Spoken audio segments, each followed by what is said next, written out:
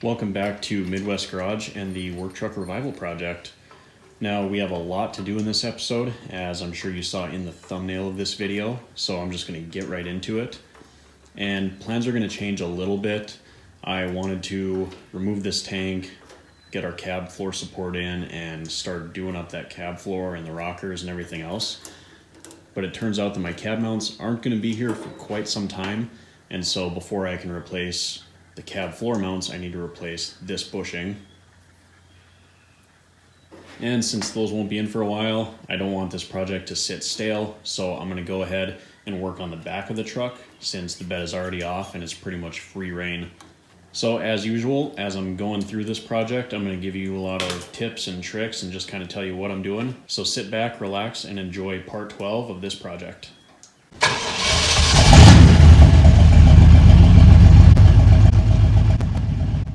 And if you want to learn how to fix your vehicle, do budget restorations, troubleshoot equipment, and all sorts of other types of garage-related stuff, be sure to subscribe to Midwest Garage so you don't miss anything.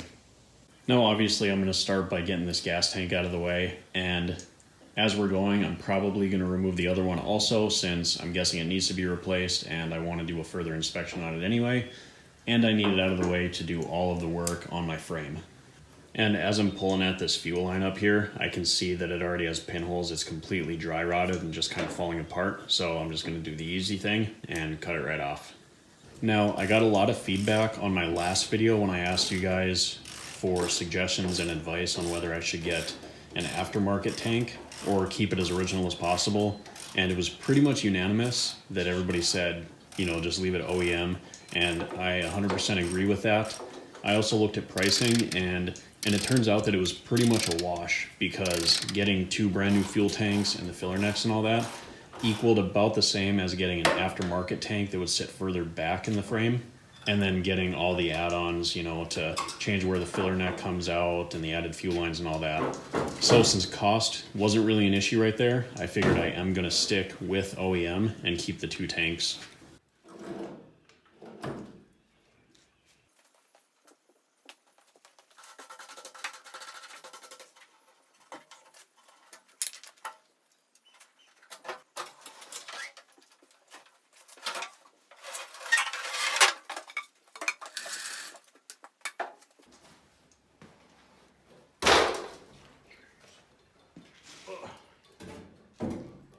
So now that we wrestled our tank out of there, you can see the rust damage and the flaking and why this was starting to leak. I bet a couple years that would have rusted all the way through. And the part that's really surprising to me is our tank mount is a pretty heavy duty chunk of steel, and this thing is just completely rotted out. I mean, that's crazy. So good thing we're replacing this and obviously replacing these tank mounts. And when I put everything back together, this rock guard or skid plate is not going back on the truck because although they're a good idea, all they do is collect mud and dirt and everything that then traps moisture, which rusts everything out, as you can see with our tank. And with the tank out of the way, you can clearly see our cab floor support. And that's exactly what we need to get to. But I obviously can't replace that until I have all of my body bushings. So we're gonna move on to the frame. I'm gonna pull this other tank out quick, inspect that, and then we'll start on some framework, suspension, all that good stuff. Also, I don't know if you noticed in the video, but I found out why my passenger side tank wasn't working. And that's because the crossover line is completely non-existent. Take a guess as to what probably happened to it. I'm betting rust. So that explains that issue. Doesn't matter because we're going to be replacing it all anyway, but let's go ahead and get this other tank out. So remember what I said a few episodes back about generally the passenger side of the vehicle is always less rusty than the driver's side? This gas tank was no exception, and it actually looks pretty good. I'm going to do a further inspection, but most likely I'm going to end up replacing this one also.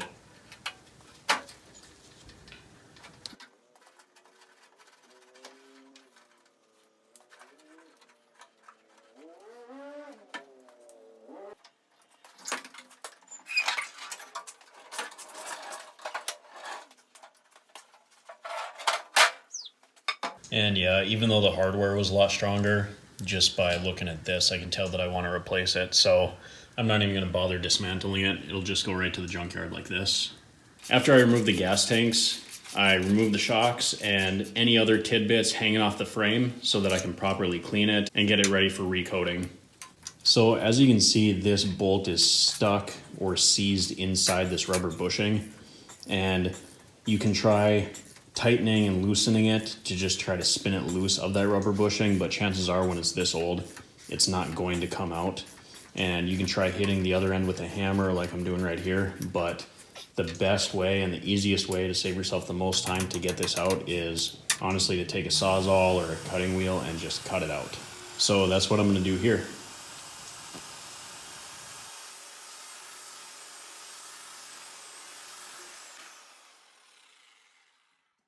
All right, so we got our rear shocks out, and of course they're shot. Comparing this to the new one, there's absolutely no moving this, and that's how it should be. Obviously, these are 3/4 ton shocks. They're just a little bit beefier than the 1/2 ton ones, but these will give it a better ride when you have a heavy payload. And we're not going to replace these or put them back on the truck quite yet because I want to leave them off so that I can properly coat the entire frame in POR 15 after we get it all cleaned up. And all I'm using to clean the frame up is an assortment of wire brushes and wire wheels and stuff like that. I mostly just want to get the scale off and make it a clean surface for the most part. I mostly just want to get rid of any loose stuff and scale and stuff like that, so that way after it's coated it doesn't chip off and then expose the frame to the elements to then rust again. And this doesn't have to be done perfectly by any means. POR 15 is a really resilient product and it'll stick to pretty much anything. So I'm still gonna pull it out and hose it down and clean it off. But for the most part, it should be an easy process. It's just really time consuming.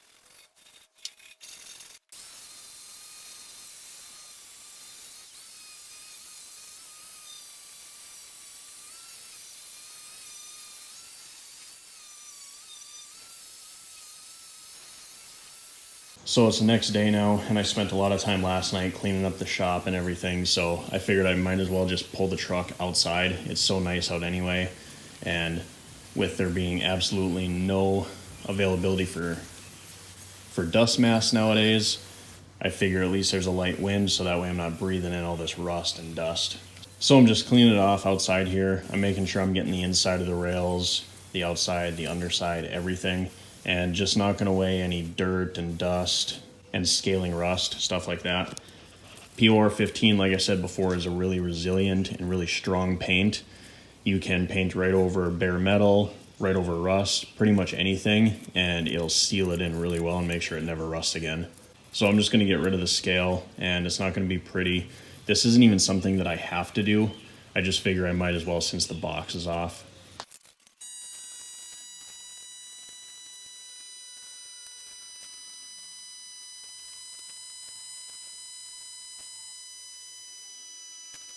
All right, this is looking pretty good. It's not perfect, but that's okay. We'll go ahead and degrease it, dry it off, and then it'll be ready for a coat of paint.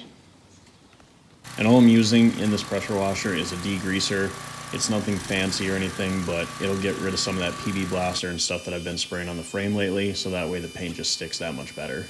So I'll finish hosing this off real quick, dry it up a little bit, and then come back around real quick, see if I missed anything.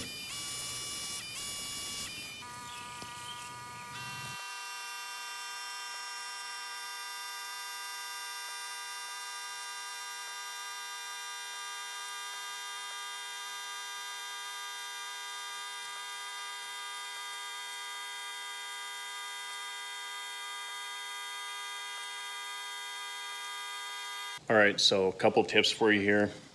I keep calling this POR 15. This is the same thing. It's just a little bit cheaper. You're not paying the name tax. but it works just as well. It's a really good product. So I would use this stuff over POR 15 probably just because of the price.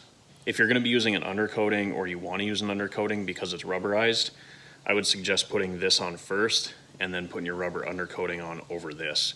Because even when that goes on, it doesn't have the same rust barrier type protection that this does. Now, the best way to apply this stuff is with a couple different size brushes, and if you have a mini roller like this works perfectly. Helps with covering the wide open spots a lot faster.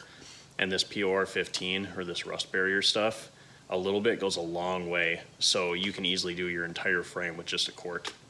So keep that in mind. It doesn't have to go on thick, and it'll cover a large area.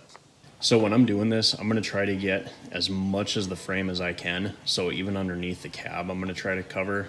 And like I said, a little bit of this stuff goes a long way. So really try to spread it out. Don't coat it on too thick. You don't need it that thick.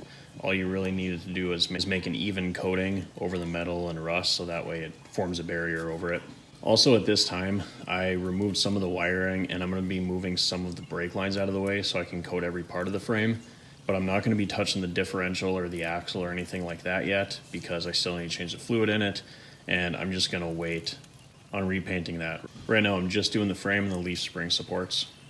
And keep in mind, if this stuff gets on your garage floor, it is not coming off. So I would recommend laying a tarp down or something like that if you're not doing it outside.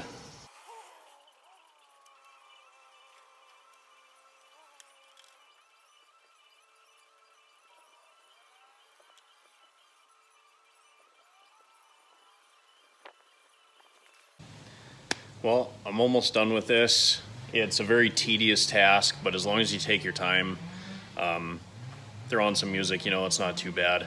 I like to use a brush to get into the finicky areas and just kind of work my way from there.